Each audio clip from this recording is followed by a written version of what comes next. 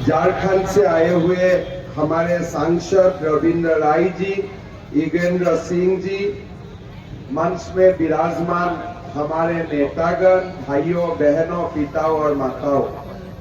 मैं असम से आया हूँ। हिंदी मेरा थोड़ा सा कच्चा कच्चा है, आप लोगों को समझ लेना पड़ेगा, ठीक है? समझ आएगा ना मोटा मोटी? सुबह से मैं 4 सभा कर चुका हूं और बार बार 20 दिन में लगातार मैंने, ये मेरा शायद 7वां दौरा होगा। मैं देख रहा हूं कि भाजपा का ऊपर प्रति लोगों का उत्साह और उमंग प्रतिदिन बढ़ते जा रहा है और ये देखते हुए मैं बोल सकता हूं, सरकार तो होगा बीजेपी का ही होगा और पक्का होगा, वो अभी पक्का हो गया है। और अभी भूपेश बघेल जी को जब टीवी में देखता हूँ तब तो मैं और पक्का हो जाता हूँ कि सरकार बीजेपी आने वाला है। उनका अभी मैनिफेस्टो निकालते हैं, फिर सप्लीमेंट्री मैनिफेस्टो निकालते हैं, फिर घोषणा निकालते हैं। मतलब नर्वस कोई अगर दिख सकता है भूपेश बघेल जी का मुंह पर ही अभी पूरा नर्वसनेस, सारे नर्वसनेस अभी उनका मुंह में ही दिखाई देते हैं। भाई और बहनों, नरेंद्र मोदी जी छत्तीसगढ़ का दौरा में आ रहा है।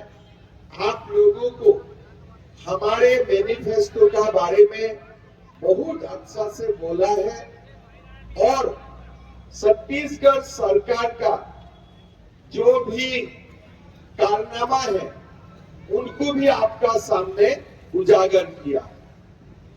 मैं जब छत्तीसगढ़ में आया तो पहले लोगों ने मुझको बताया कि छत्तीसगढ़ हर चीज में, छत्तीसगढ़ में करप्शन होता है, घोटाला होता है। मैं बहुत ज्यादा विश्वास नहीं करता, लेकिन फिर जब मैंने छत्तीसगढ़ का दौरा किया, लोगों ने मुझको बताया कि दादा लालू यादव ने जो बिहार में सारा का घोटाला किया था, भूपेश बघेल जी ने हमारा यहाँ में गोठान का भी घोटाला कर चुका है। फिर लोगों ने मुझको बताया कि चुनाव का समय मैं नहीं आया 2018 में, आप लोगों का ही मालूम होगा। गंगा माई का कसम खा के बोलता था कि मैं दारू का दुकान बंद कर दूंगा, लेकिन अभी दारू का दुकान तो बंद नहीं हुआ, होम डिलीवरी स्टार्ट हो गया। ऐसा उन्होंने हालत किया। फिर मुझको लोगों ने बोला कि धान खरीदने में भी मिलिंग प्राइस और जबरदस्ती बढ़वा दिया है और मिल मालिकों से भी वो हमको बैठा लिया है माल खाने का, वो भी एक काम कर लिया। और अभी सरकारी दारू का दुकान में एक एक्साइज ड्यूटी का दारू भी आता है, खाते हैं, और एक भूपेश ड्यूटी का दारू भी आते हैं। जो भी होता है वो घोटाला ही होता है। ठीक है, इतना तो मैं समझ लिया, ठीक है, कोई कारण में किया होगा। थोड़ा दिन पहले मैं सुना कि महादेव ऐप का भी घोटाला हो गया। तो मैंने पूछा, भाई घोटाला करना ही था, और ऐप का नाम भूपेश ऐप दे देता था, ज्यादा अच्छा हो जाता था, या किसी का नाम दे देता था। घोटाला कोई महादेव का नाम में घोटाला करता है क्या? अभी वो जाते जाते महादेव का नाम में भी, ऐप में भी घोटाला शुरू कर दिया। अभी अगर देश में कोई घोटाला का विश्वविद्यालय खोला जाते हैं तो भूपेश बघेल जी जीवन भर उनका वाइस चांसलर सुना जाएगा, ऐसा उन्होंने माहौल बना दिया। चुनाव जब हुआ था तो मालूम है, वो समय भूपेश बघेल जी को 2.5 साल का सीएम बना था, टीएस सिंहदेव को 2.5 साल बनना था, लेकिन भूपेश बघेल जी 5 साल सीएम बनते रहे। लोगों के मैं दिल्ली में पूछा, भाई कैसे हुआ? बोले आप भी ये बात पूछते हैं। जब से महादेव ऐप शुरू हो गया तो दिल्ली का भी पकेट गर्म हो गया और भूपेश बघेल जी 2.5 साल का जगह में 5 साल रह गया। तो उनका ये कारनामा है। भाइयों और बहनों, आप अपना प्रदेश में अपना मुख्यमंत्री को कितना घोटाला का साथ देखना चाहते हैं। आज आप देख सकता है, मैं अगर घोटाला का लिस्ट बताते जाता हूं, लिस्ट का अंत नहीं होता है। हर बार आने का साथ एक नया घोटाला का नाम जोड़ जाते हैं। 508 करोड़ रुपया चुनाव का नाम में ही वो लिया है। 508 करोड़ रुपया। अभी बोल रहे हैं ईडी ने फर्जी किया है। अरे ईडी ने अगर फर्जी किया होता था तो आपका अधिकारी जो गिरफ्तार है उनको कोर्ट ने आज तक बेल क्यों नहीं दिया? मैंने मान लिया ईडी ने गड़बड़ी किया, सीबीआई ने गड़बड़ी किया, लेकिन कोर्ट ने आपका जो अधिकारी हो जो कैला घोटाला का कारण जेल में है उनको आज तक जामीन क्यों नहीं दिया? ये बात में कि ये भी बोलो कि कोर्ट भी नरेंद्र मोदी का है, कोर्ट भी अमित शाह का है। ईडी सीबीआई में मान चुका, ठीक है, आपका कोई इसमें कुछ लॉजिक हो सकता है, लेकिन कोर्ट के लिए आप क्या लॉजिक देगा? कोर्ट के लिए आपका आर्गुमेंट क्या है? हाई कोर्ट ने भी जमानत नहीं दिया, सुप्रीम कोर्ट ने भी जमानत नहीं दिया, मतलब कुछ ना कुछ तो हुआ था। अभी फिर आपने बोल रहा है जब मोदी जैसा झूठ कोई नहीं बोलता है। सुबह से मैं भूपेश बघेल जी का बयान देख रहा हूँ और सीधा सीधी मोदी जी को बोल रहे हैं कि मोदी जी झूठ बोलता है। अरे मोदी जी को झूठ बोलने का नहीं है। आज मोदी जी भारत का नहीं, मोदी जी विश्व का ही सबसे लोकप्रिय नेता है। मोदी जी ने झूठ नहीं बोला। मोदी जी ने भारत का लोगों को विश्वास दिलाया था कि मैं अगर भारत का प्रधानमंत्री बनूंगा तो मैं अयोध्या में राम मंदिर बनाते रहूंगा। और आज आप लोग देख सकता है, छत्तीसगढ़ का लोग देख सकता है, 22 जनवरी राम मंदिर में प्राण प्रतिष्ठा है। मोदी जी ने चुनाव का पहले बोला था कि धारा 370 मैं विलुप्त कर दूंगा, कश्मीर भारत का साथ कश्मीर का पूरी तरह में विलय कर दूंगा। आज धारा 370 भी मोदी जी ने ही विलुप्त करके दिखाया। कोविड का समय हमारा देश का इंडिजिनस वैक्सीन बनाया। हम सब लोगों का जीवन को मोदी जी ने बचाया। आज आप लोग देख सकता है, आज पूरा भारत का लोगों को मोदी जी मुफ्त में रेशन देता है। कृषक सम्मान निधि का स्कीम से किसानों का बैंक अकाउंट में पैसा जाते हैं। आयुष्मान भारत कार्ड से 5 लाख रुपया तक लोगों का अस्पताल में चिकित्सा का सुविधा मिलते हैं। और भूपेश बघेल जी, आप बोलते हैं मोदी जी झूठ है। मैं आपको याद दिलवाना चाहता हूं, 2018 का चुनाव में गंगा मां का कसम खा के आपने बोला था दारू का दुकान बंद होगा। बंद हुआ क्या? बंद हुआ क्या? आपने बोला था छत्तीसगढ़ का लोगों को, आपने बोला था कि हर परिवार को 4 गैस सिलेंडर फ्री मिलेगा। मिला क्या आप लोगों ने? भूपेश बघेल जी ने बोला था कि मोहतारी सम्मान योजना होगा, माताओं का बैंक अकाउंट में 500 रुपया करके हर महीना जमा होगा। होता है क्या? होता है क्या? भूपेश बघेल जी ने बोला था कि बेरोजगारी भत्ता मिलेगा लोगों को। मिलता है क्या बेरोजगारी भत्ता? लोगों को बोलता था कि सारा शिक्षकों को खाली पद का भर्ती होगा। भर्ती तो नहीं हुआ। पब्लिक सर्विस कमीशन में जो नौकरी निकाला उसमें भी आपने रिश्वत खाने का काम किया। आपसे बड़ा झूठा ये दुनिया में और दूसरा कोई नहीं है। आप मोदी जी को झूठा बोलने का पहले अपने बारे में सोचिए। और आपने 2018 साल में जनता को क्या क्या बोला था, एक बार आप लोगों को आके अपना हिसाब दीजिए। हर जब चुनाव होते हैं, हमें राजनीति 2001 सन से मैंने विधायक हूं, हर साल जब चुनाव होता है हम जनता को हिसाब देते हैं। भूपेश बघेल जी जनता को तो हिसाब नहीं देते हैं और हर दिन सुबह एक एक नया वादा करता है और खुद भी जानते हैं कि मैं वादा करता हूं लेकिन वादा निभाना मेरा काम नहीं है। भाइयों और बहनों, आज छत्तीसगढ़ एक नया परिवर्तन के लिए तैयार है। बीजेपी का सरकार बनाना है और नया छत्तीसगढ़ का निर्माण करना है। आज हमारे भारतीय जनता पार्टी का निर्वाचनी घोषणा पत्र निकाला। मोदी जी ने बोला कि ये मेरा गारंटी है। मोदी जी ने क्या गारंटी दिया है कि छत्तीसगढ़ का हर माता और बहनों का बैंक अकाउंट में हर महीना 1000 रुपया जमा किया जाएगा। अभी आप लोग पूछ सकता है क्या बीजेपी का तमाम सरकार है देश में, क्या ये स्कीम दूसरा स्टेट में मोदी जी ने करके दिखाया है? मैं आप लोगों को बोलना चाहता हूं, असम में हर माता और बहनों को हर महीना का 10 तारीख बैंक का अकाउंट में 1000 रुपया हर माताओं का बैंक अकाउंट में जमा किया जाते हैं।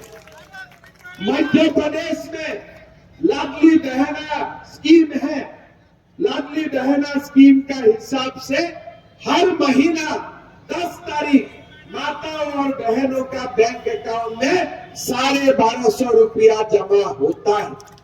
लेकिन राहुल जी को पूछिए कि ये 15,000 रुपया कहाँ जमा होता है? क्या कर्नाटक में लोग 15,000 रुपया मिलता है जहां कांग्रेस का सरकार है? क्या हिमाचल प्रदेश में मिलते हैं जहां कांग्रेस का सरकार है? कुछ जगह में मिलता है, आप कृपा करके बताइए। झूठ बोलने का जगह नहीं मिला है। अब झूठ बोलने का ये क्या बाजार खोल के रखा है कि जहां भी जाऊंगा मैं झूठ ही बोलूंगा? अगर आपको 15,000 रुपया बैंक अकाउंट में जमा देना है, आज तक कर्नाटक चुनाव जीतने का बाद कर्नाटक का माता और बहनों का बैंक अकाउंट में ये राशि आपने क्यों जमा नहीं किया? झारखंड का सांसद महोदय यहाँ है, झारखंड में कांग्रेस का सरकार चलता है, क्या झारखंड में माता और बहनों का अकाउंट में 15,000 रुपया जमा होता है?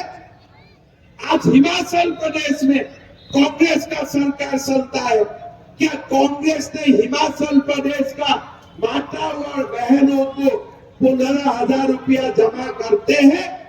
आज राजस्थान में कांग्रेस का सरकार चलते हैं, क्या राजस्थान में 15,000 रुपया जमा करते हैं? कहीं भी नहीं करते हैं। जहां भी राहुल गांधी जाते हैं झूठ बोल के आते हैं और भूपेश बघेल जी तो महा झूठ बोलते हैं। झूठ नहीं हो तो महा झूठ बोलते हैं। भाई और बहनों, भूपेश बघेल जी असम गया था चुनाव का समय, वहां जाके हल्ला लगा दिया कि मैं छत्तीसगढ़ का युवाओं को मैं बेरोजगारी भत्ता देता हूं। मैंने छत्तीसगढ़ में फोन किया, रमन सिंह जी को फोन किया कि रमन सिंह जी ऐसा कोई भत्ता है क्या छत्तीसगढ़ में? बोले किसी को नहीं मिलते हैं, आप बोल सकते हो। मैं बोला देखिए मैं पब्लिक प्लेटफॉर्म में बोलूंगा, फिर भूपेश बघेल जी को प्रमाण दे देने से मेरा गड़बड़ी हो जाएगा, आप क्लियर बोलिए। बोले यहाँ कोई बेरोजगारी भत्ता नहीं मिलते हैं। फिर मैंने भूपेश बघेल जी को असम में बोला आप बेरोजगारी भत्ता देते हैं नहीं देते हैं ये आपका बात है, लेकिन अगर मैं मुख्यमंत्री होता था, मैं छत्तीसगढ़ का अगर मैं मुख्यमंत्री होता था, मैं लोगों को बोलता था मैं बेरोजगारी भत्ता नहीं दूंगा, मैं लोगों को युवाओं को मैं रोजगार देने का काम करूंगा, ये बात मैं बोलता। मैंने भूपेश बघेल जी को असम में बोला कि भूपेश जी आप जाइए, असम में तो बीजेपी का सरकार बनेगा, मैं 2 साल का अंदर 1 लाख युवाओं को गिनती करके करके मैं नौकरी दूंगा। बोला यह संभव नहीं है। मैं बोला मोदी है तो सब संभव है, सीधा बात है। अभी आप लोग गूगल करके देखिए, 27 मई मेरा 2 साल हो गया, मैंने 90,000 युवा युवतियों को गुवाहाटी का सबसे बड़ा स्टेडियम में बुलाया और सबका हाथ में गवर्नमेंट अपॉइंटमेंट लेटर उठा दिया, जाओ 40,000 से 60,000 का महीना तनख्वाह से नौकरी करो। एक कोर्ट केस नहीं हुआ, एक कोर्ट केस नहीं हुआ। इसलिए हमारा दिल में था कि गरीब लड़का को नौकरी मिलना चाहिए, मिडिल क्लास फैमिली को नौकरी मिलना चाहिए। आप लोग गूगल करके देखिए, एक भी कोर्ट में केस नहीं हुआ। यहाँ में पब्लिक सर्विस कमीशन का नौकरी खोलते हैं, चेयरमैन मेंबर ही अपना अंदर में नौकरी बांट लेते हैं। आज यही बात हम छत्तीसगढ़ का मैनिफेस्टो में आप लोगों का सामने लेके आ रहा है। जैसे असम में हमने 1 लाख युवाओं को नौकरी दिया, ऐसे छत्तीसगढ़ में बीजेपी का सरकार हो जाएगा। यहाँ में भी हम 1 लाख युवा युवतियों को नौकरी देने का काम करूंगा। कोई रिश्वत नहीं होगा, सीधा सीधी गरीब और मिडिल क्लास फैमिलियों को नौकरी मिलेगा। आप मुझे पूछ सकता है और कौन सा स्टेट में ये हुआ है? अगली महीना हरियाणा में 55,000 लोगों को इकट्ठा बुला के सरकारी नौकरी दिया जाएगा। यूपी में किया गया है। जहां जहां बीजेपी का सरकार होते हैं, हम क्लीन और ट्रांसपेरेंट रिक्रूटमेंट एग्जाम करता हूं, स्टेडियम में लोगों को बुला के नौकरी को बता देता हूं कि कोई बिचौलिया नहीं है, सीधा सीधी आप अपॉइंटमेंट लेटर लीजिए और आप लोग समाज का सेवा कीजिए। मोदी जी हर महीना रोजगार मेला करता है, 50,000 से लाखों युवाओं को बुला के नौकरी देता है। हम जो वादा करते हैं, ये वादा हम निभाता हूं। इसलिए मोदी होगा तो सब कुछ मुमकिन होगा। भाई और बहनों, 22 जनवरी राम मंदिर का प्राण प्रतिष्ठा होगा। आप लोग बोलिए, अगर नरेंद्र मोदी देश का प्रधानमंत्री नहीं होते थे, क्या राम मंदिर संभव होता था? राम मंदिर क्या संभव होता था? आप लोग सोच सकता है, 500 साल हमारा रामलला का मंदिर का स्थान में बाबरी मस्जिद बनते रहा। देश को स्वाधीनता मिला, जवाहरलाल नेहरू देश का प्रधानमंत्री बना, लेकिन रामलला का भव्य मंदिर का निर्माण नहीं हुआ। इंदिरा गांधी देश का प्रधानमंत्री बने, राजीव गांधी देश का प्रधानमंत्री बने, मनमोहन सिंह देश का प्रधानमंत्री बने, लेकिन रामलला का भव्य मंदिर का निर्माण नहीं हुआ। आज भूपेश बघेल जी, आप नरेंद्र मोदी जी को झूठा बोलते हो, और यही नरेंद्र मोदी का कारण आज देश को रामलला का भव्य मंदिर मिल रहा है। ये बात आप याद रखें। सुप्रीम कोर्ट ने 3 साल पहले जजमेंट दिया कि वो रामलला का मंदिर ही है। भूपेश बघेल जी, 3 साल हो गया, आपने रामलला का दर्शन करने किया? आपने सुना है कभी? क्या राहुल गांधी रामलला का दर्शन करने किया? सोनिया गांधी रामलला का दर्शन करने किया? कोई नहीं जाते हैं। बाकी हर मंदिर में जाएगा, लेकिन रामलला का मंदिर नहीं जाएगा। कारण रामलला का मंदिर जाने से ये बाबर और औरंगजेब लोग नाराज हो जाएगा। भाई और बहनों, इसीलिए वो लोग हर जगह में जाते हैं, लेकिन रामलला का मंदिर दर्शन करने वो लोग नहीं जाते। भूपेश बघेल जी, छत्तीसगढ़ तो राम का ननिहाल है।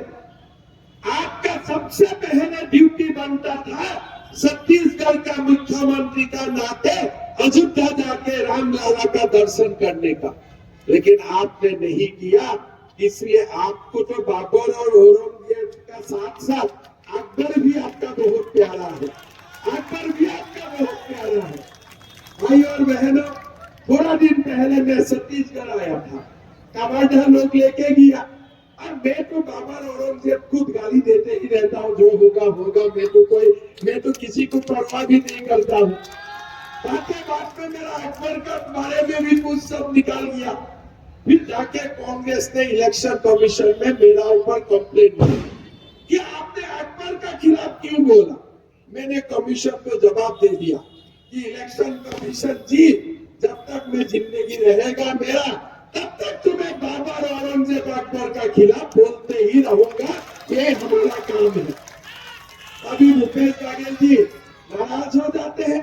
मैं बोला भाई राहुल जी का खिलाफ बोला आप नाराज नहीं होते हो, आपका खिलाफ बोला फिर भी आप नाराज नहीं होते हो, अकबर का खिलाफ बोलने से आप क्यों इतना नाराज हो जाते हो?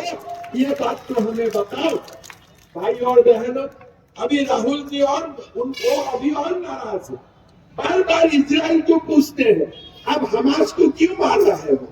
अरे अगर किसी का बच्चा का कब्जा करेगा, किसी माँ को गोली मार के मारेगा, तो इजराइल को हमास को क्या सुम्मा खाएगा क्या?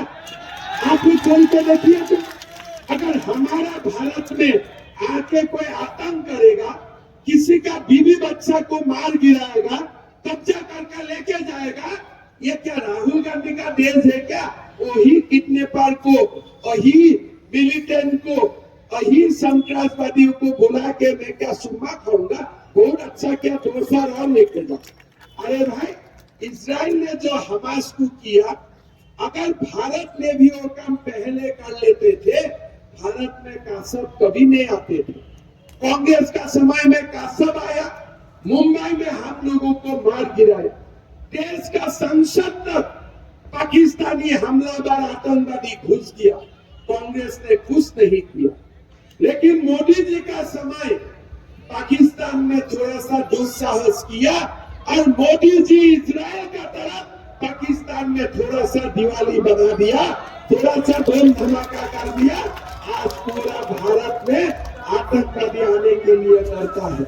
जब पाकिस्तान कोई नया कासब पैदा करता है, वो कासब भी बोलते हैं अभी थोड़ा सा मत जाओ, अभी नरेंद्र मोदी का भारत में शासन है, अभी मुझको भारत जाना नहीं है, पीछे देखा जाएगा, अभी मुझको नहीं जाना है। ये हमारा भारत का स्थिति है। लेकिन आप लोग बोले कि भारत में वो समय क्या आर्मी नहीं थे? भारत में वो समय क्या आर्मी का मनोबल नहीं थे? अगर नरेंद्र मोदी जी पाकिस्तान को हमला कर सकता है, क्या कांग्रेस भी हमला नहीं कर सकता था पाकिस्तान को? लेकिन कांग्रेस क्यों नहीं करता है? पाकिस्तान का डर से नहीं। कांग्रेस क्यों पाकिस्तान को हमला नहीं करता है? भारत में जो बाबर औरंगजेब है, वो लोग को कांग्रेस डरता है, इसीलिए कांग्रेस कुछ काम करने के लिए वो लोग तैयार नहीं होते हैं।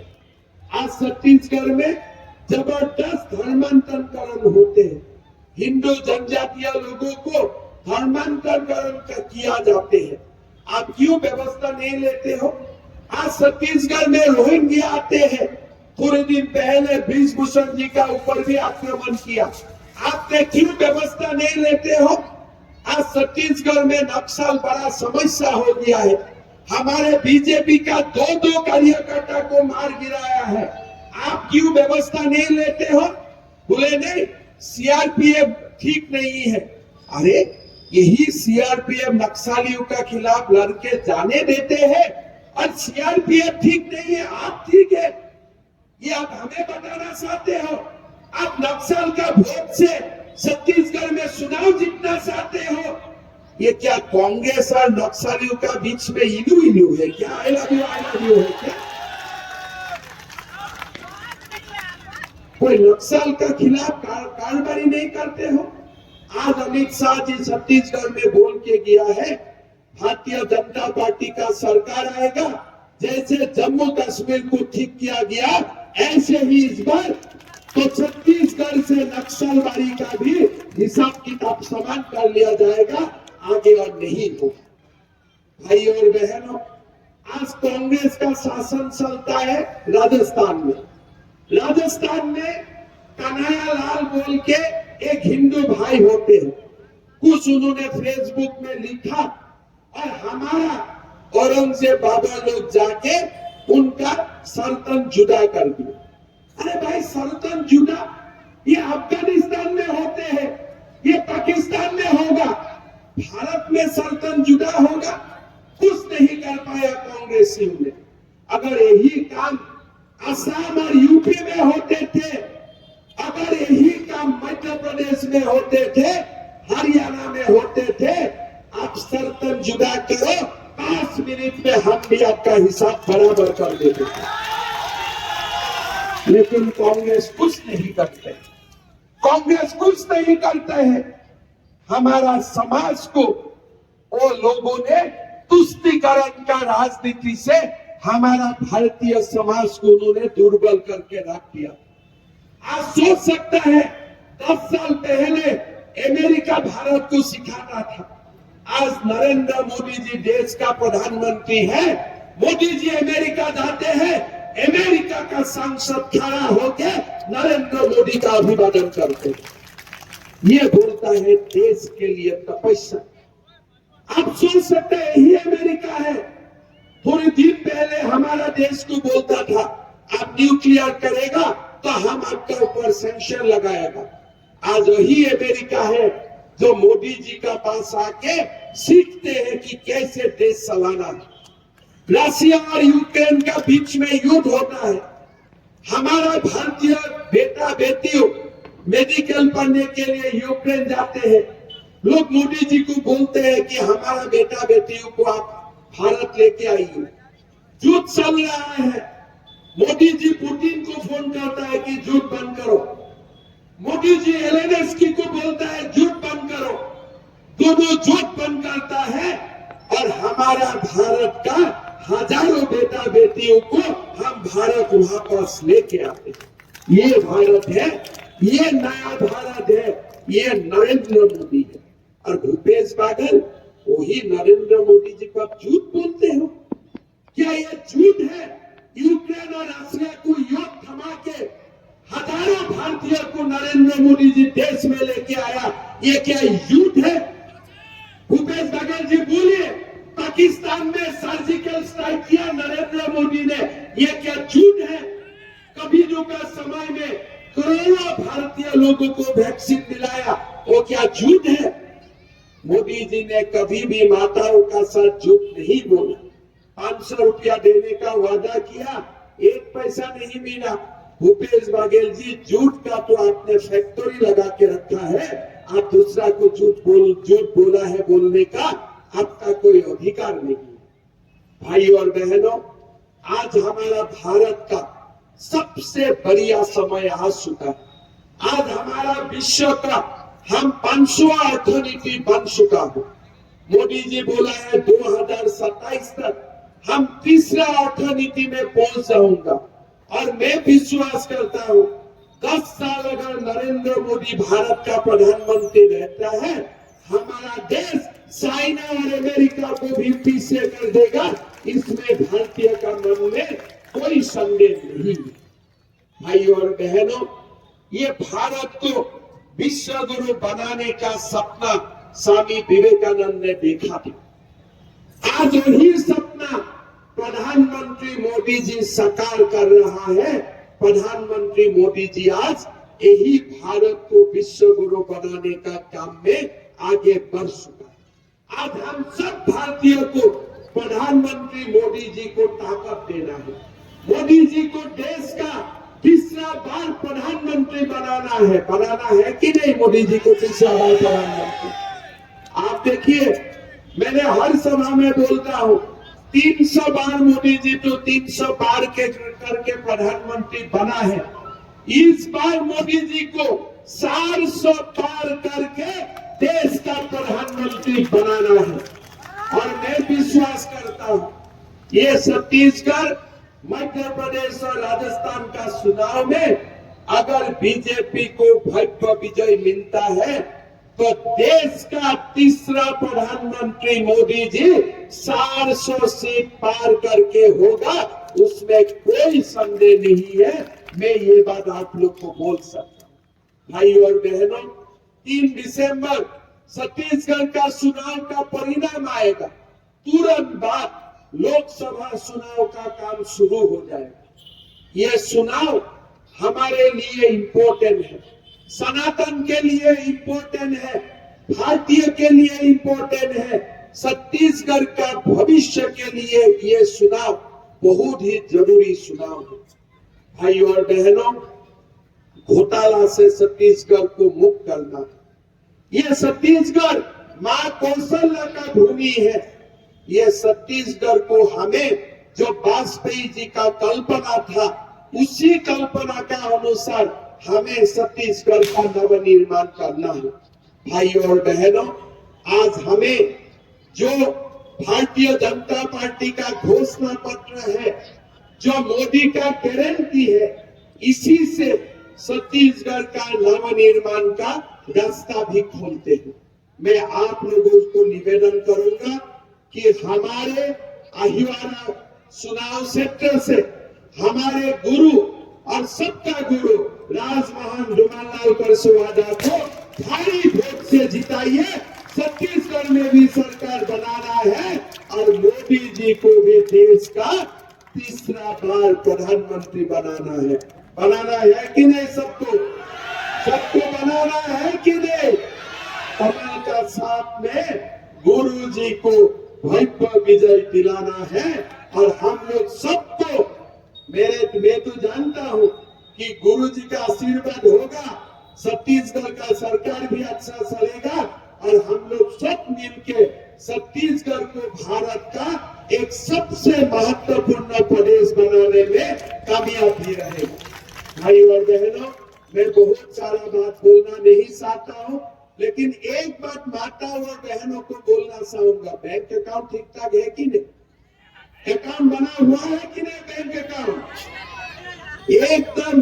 असम में मैं चुनाव का पहले माताओं को पूछा था, बैंक अकाउंट रेडी है ना?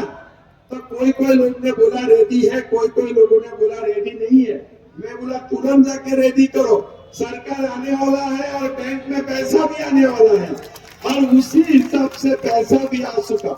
इसीलिए मैं छत्तीसगढ़ का सारे माँ और बहनों को बोलना चाहता हूँ, एक बार बैंक अकाउंट को ठीक ठाक करके रखिए। 1000 रुपया बैंक से आएगा और गैस सिलेंडर भी 500 रुपया में आएगा, ये पक्का बात है। भाई और बहनों, मैं असम से आया हूँ। असम कामरूप कामाख्या असम में विराजमान होता है। मेरा मन में दो आपको निवेदन है आप लोगों को। जब 22 जनवरी छत्तीसगढ़ का बीजेपी का सरकार होगा, मैं छत्तीसगढ़ बीजेपी को निवेदन करूंगा कि छत्तीसगढ़ का लोगों को हमें रामलला का मंदिर दर्शन करवाने का व्यवस्था करना चाहिए।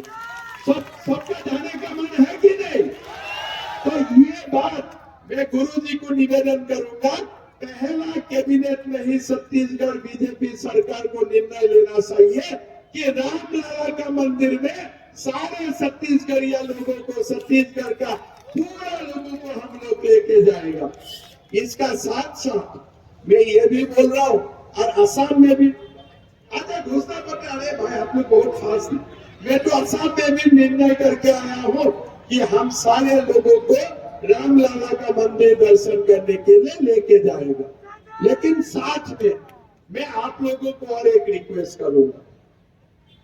मां कामाख्या एक बहुत ही बड़ा, एक हिंदू का हमारे मंदिर है। हम मां कामाख्या के लिए बोलता हूँ, वरदे देवी नील पर्वत वासिनी तम देवी जगतंग माता जूनी मुद्रे नमस्ते। सती का जो जूनी है, सती माँ का जो जूनी है, वो कामाख्या में विराजमान होता है। कामाख्या में महालक्ष्मी, महाकाली, महासरस्वती, ये 10 महाविद्या एक साथ नीलाचल पहाड़ में विराजमान होता है। जीवन में एक बार माँ का दर्शन करने के लिए आप लोग जरूर आइए। आज जब आप लोगों का अगर मन मेरा मुख्यमंत्री बनते बनते हो जाए कि एक बार असम जाके आना है, खाली गुरु जी को बोल दीजिएगा, बाकी आप लोगों को अतिथि सत्कार करना जिम्मेदारी मेरा है। सारे सत्कार मैं करूंगा। पुनः एक बार मां कामाख्या का ये पवित्र धरा से मैं आए छत्तीसगढ़ में आप लोगों का प्यार मिला। माँ कौशल्या का बेटा बेटियों को मेरा नमन वंदन और अभिनंदन। यही दो सारे बात बताते हुए मैं सबको निवेदन करूंगा कि हमारा संस्कृति, हमारा स्वधर्म, हमारा स्वदेश परम वैभव में जाना चाहिए। भारत विश्व गुरु बनना चाहिए। नरेंद्र मोदी जी का हाथ शक्तिशाली करना चाहिए।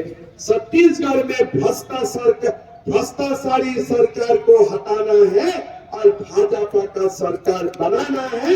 यही दो सब बताते हुए मैं मेरा वाणी का विराम देता हूँ। बहुत बहुत धन्यवाद। जय हिंद, वंदे मातरम। एक बार जोरदार ताली बजा के स्वागत करिए। और अंत में ये महतारी वंदन योजना से प्रभावित हो गए हमारी 5 माता बहनें माननीय मुख्यमंत्री हेमंत बिस्वा शर्मा जी का स्वागत करना चाहती है। मोदी जी की गारंटी को स्वीकार करते हुए जो उन्होंने 1000 रुपये महीना 12,000 रुपये सालाना दिया है, उसके लिए एक बार स्वागत करके धन्यवाद करना चाहती हैं। आप आइए, हेमंत साहू जी, प्रीति पाल जी, ममता पटेल जी, निर्मला सिंह जी और रेशमा देवांगन जी, कुमारी व्यास जी, आइए एक बार स्वागत करके बिल्कुल नहीं आइए स्वागत करते हैं। महतारी वंदन योजना जो कि सभी माताओं बहनों के लिए लागू की गई है और नरेंद्र मोदी जी ने जिसकी गारंटी ली है, सभी माताएं बहनें स्वागत करना चाहती है। आइए, बहुत बहुत धन्यवाद। और अंत में मैं अहिवारा नगर पालिका के अध्यक्ष एवं दुर्ग जिला भारतीय जनता पार्टी के उपाध्यक्ष भाई नटवर दामोदर जी से अनुरोध करूंगा कि आप आए और धन्यवाद ज्ञापित करें। बदल दो कांग्रेस के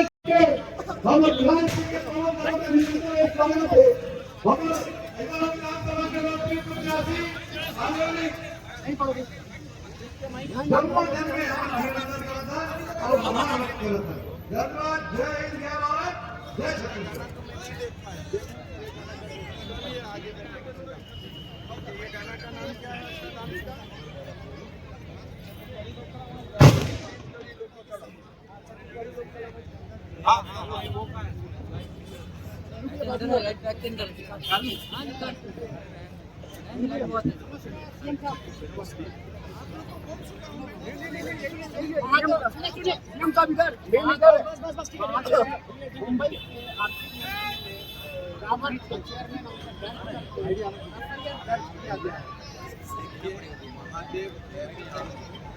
प्रेरणा है और भूपेश बघेल 508 करोड़ रुपया का घोटाला है और इसका पूरा हिसाब लिया जाएगा।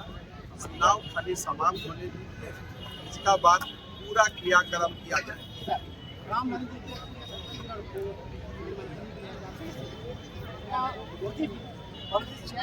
गांधी का प्रियंका गांधी लेकिन वो जाएगा ना, बाबर योगी से डरता है, जाएगा नहीं। मतलब नक्सल और कांग्रेस का बीच में आईना दिया जाएगा।